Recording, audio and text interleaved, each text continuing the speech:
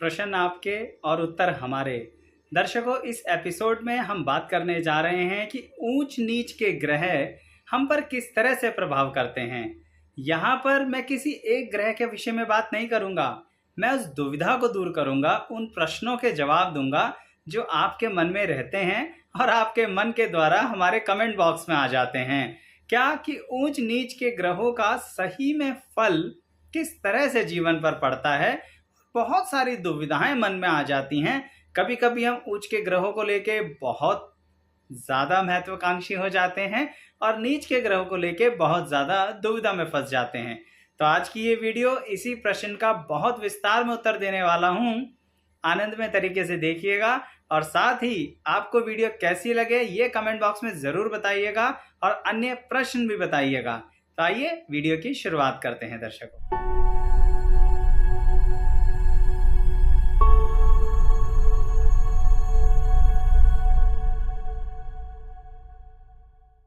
मैं एस्ट्रोलॉजर शैलेश जैन आपका अपने चैनल पर स्वागत करता हूं। दर्शकों, तो अगर किसी की कुंडली में जैसे ही उच्च के ग्रह दिखते हैं, मन में एक खुशी की लहर दौड़ जाती है।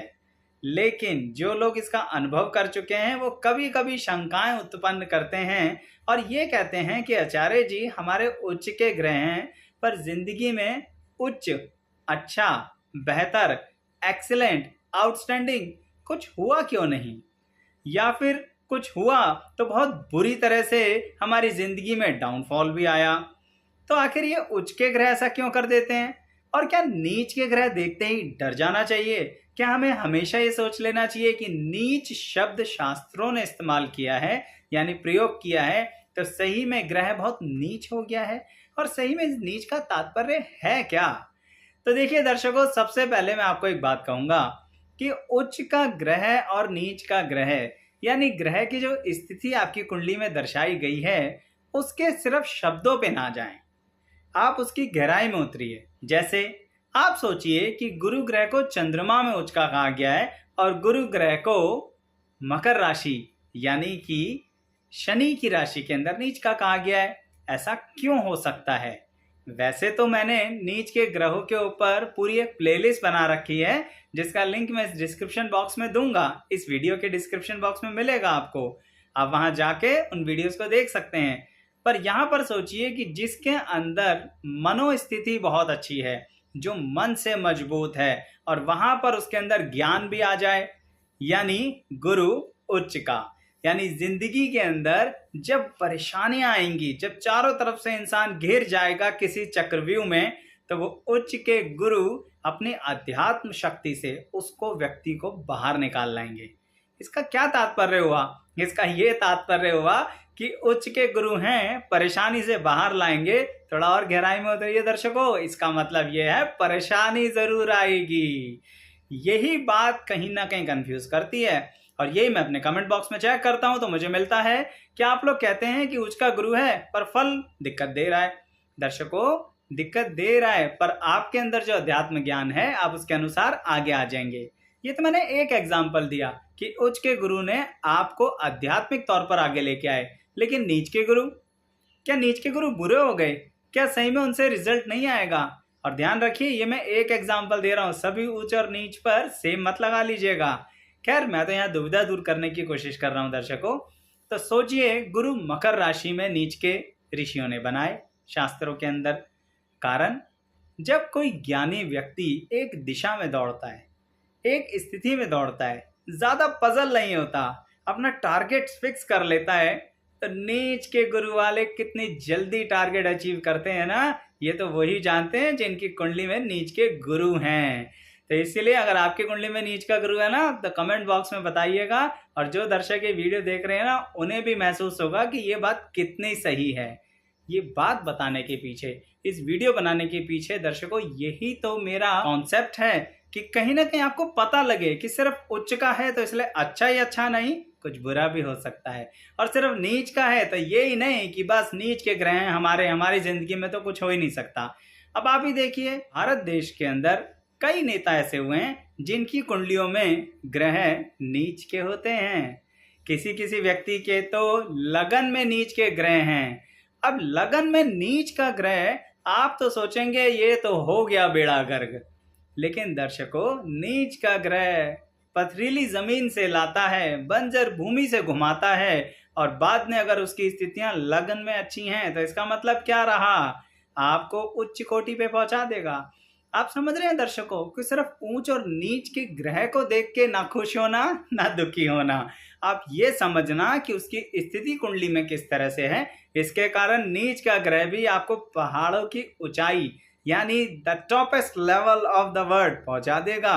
और कभी कभी उच्च का ग्रह कुछ दिक्कतें भी देता है। जैसे अब देखिए मैं आपको एक एग्जांपल देता हूं कि भारत देश के अंदर ही अभिनेताओं की श्रेणी के अंदर एक अभिनेता हैं जो बहुत उच्च कोटि के हैं। उनके पास धन संपत्ति है, मान सम्मान है, ज्ञान है, क्या नहीं है, सेहत। उनकी कुंडली में उच्च के ग्रह हैं और उस उच्च के ग्रह ने उन्हें सही में बहुत कुछ उच्च का दिया, परंतु क्या नहीं दिया, सेहत। सेहत को लेके दुखी रहते हैं, परेशान रहते हैं और दिक्कतें रहती हैं। तो आप खुद सोचिए, यानी उच्च के ग्रह ने कोई दिक्कत भी दी ना। इसलिए कह रहा हूं कि उच्च के ग्रह को देख के सिर्फ आंखें नहीं मूंदनी और नीच के ग्रह को देख के आंखें फैलानी नहीं है कि सब कुछ बुरा हो गया। अब यही दुविधा दर्शकों एक और तरह से भी आती है कि नीच के ग्रह के सही में अच्छे हो गए, क्योंकि हो सकता है मेरी ये वीडियो आपको कहीं और ना सोचने पे मजबूर कर दे कि क्या आचार्य जी सही में नीच के ग्रह अच्छे होते हैं। मैं ये नहीं कह रहा, मैं ये कह रहा हूं कि दोनों ग्रह, एक पहाड़ की ऊंचाई है और एक समुद्र की गहराई है, दोनों ही तो एक्सट्रीम पर है ना। अगर किसी की कुंडली में उच्च के हैं और नीच के हैं। अच्छा दर्शकों, अब नीच के ग्रह से आपको एक एग्जांपल देता हूं कि नीच के ग्रह किस तरह की दिक्कत देते हैं, क्या परेशानी देते हैं और किस लेवल तक ले जाते हैं। देखिए मान लीजिए किसी की कुंडली में शुक्र हैं नीच के, ठीक है दर्शकों। अब ये देखना है कि वो शुक्र नीच के हैं कहाँ पर। सिर्फ यही नहीं, शुक्र नीच के हैं तो बस हमारे तो शुक्र खराब हो गए। मैं फिर से एक अभिनेता का एग्जांपल लूंगा, उनके शुक्र नीच के हैं पर अभिनय की श्रेणी में मुकाबला नहीं है। शुक्र नीच के होने के कारण वो कुछ भी पहनते हुए सोचेंगे नहीं अपनी मीडिया लाइन के अंदर।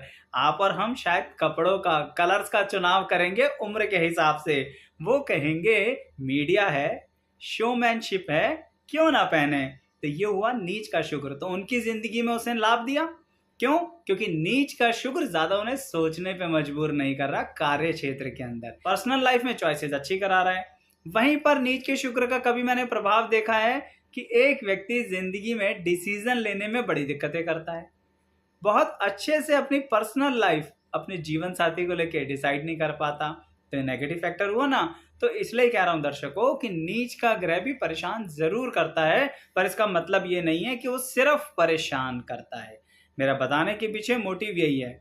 चलिए एक और एग्जांपल लेते हैं। मान लीजिए किसी की कुंडली में नीच का मंगल है लगन में। अब यहाँ पर कोई क्या कहेगा कि नीच का मंगल है लगन में, ये इंसान तो ज्यादा से ज्यादा खूब लड़ाइयां करेगा। लगन में है ना नीच का मंगल, यानी कि कर्क राशि में। दर्शकों बिल्कुल हाथापाई नहीं करेगा। क्यों नहीं करेगा? क्योंकि चंद्रमा की राशि में मंगल को नीच की श्रेणी इसलिए तो दी गई है कि मंगल देगा जोश, चंद्रमा उड़ाएगा होश और इंसान हो जाएगा शांत। अब आप समझिए, यानी वो किसी तरह से दुर्घटना में आएगा ही नहीं, किसी चक्कर में फंसेगा ही नहीं, क्रिमिनल केस से तो बहुत दूर हो गया वो। यही कह रहा हूं, है तो नीच का ग्रह पर दे गया ना फायदा।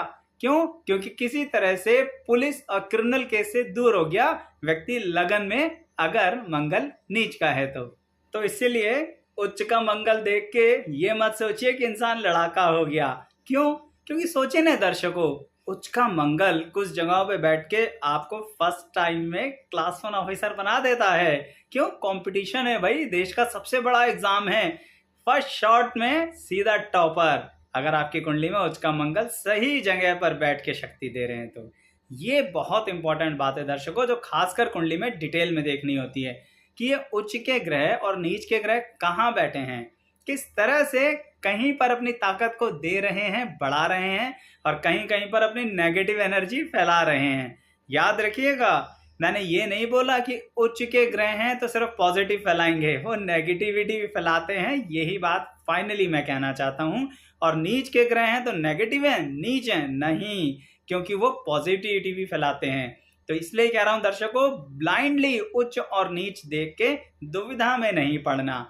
फिर भी मैं एक बात कहूंगा, अगर आप डिटेल में जानना चाहते हैं तो हमारी प्लेलिस्ट है जिसके अंदर सभी ग्रहों के ऊंच और नीच की श्रेणियां डिस्क्राइब करके बता रखी हैं मैंने।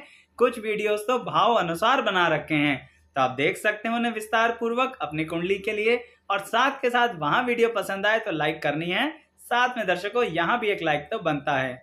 लेकिन दर्शकों अभी जा नहीं रहा हूँ, एक बात और कहूंगा कि जैसे कि हमने शास्त्रों में देखा है कि नीच भंग भी होता है, ये भी एक रास्ता होता है, शास्त्रों ने हमें दिया है कि नीचता है पर भंग हो जाएगी। तो इसका मतलब क्या हुआ, वो जो नेगेटिविटी फैला रहे हैं ना ग्रह नीच होके, वो भंग हो गए तो सीधा राजयोग बनता है। तो उसके लिए भी वीडियो है, हमने एक प्लेलिस्ट बना रखी है जिसके अंदर योगों के बारे में डाल रखा है। उन्हीं प्लेलिस्ट में एक वीडियो है नीच भंग की, तो आप वो वीडियो भी देख सकते हैं और अन्य वीडियो भी देख सकते हैं कि कौन सा योग किस तरह से लाभ देता है। दर्शकों ये प्रश्न उत्तर की श्रृंखला है, तो बहुत विस्तार में अन्य बातें नहीं करूंगा, सीधा एक ही प्रश्न पर आज दुविधा पर डिस्कस करना था कि क्या उच्च के ग्रह हमेशा फायदा देते हैं, क्या नीच के ग्रह हमेशा नुकसान देते हैं।